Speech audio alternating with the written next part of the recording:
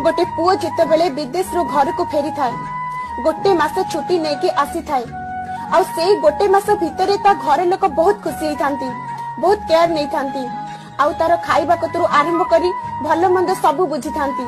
किंतु जितेबले से गोटे मास छुट्टी सरी जाए ना से पुओ जितेबले विदेश को बाहरी पड़े सेतेबले घर लोक समस्ते कांदंती समस्ते मन दुख करंती आउ से पुओ जितेबले ता घर लोक मुह को सब देखी दिए ना समस्त आखिरे लुह थाए तो से केमिति कोन जल्दी घर बाहर की पळे जाए काहे ना ताकू भी कष्ट होई थाए ताकू भी काद लागि थाए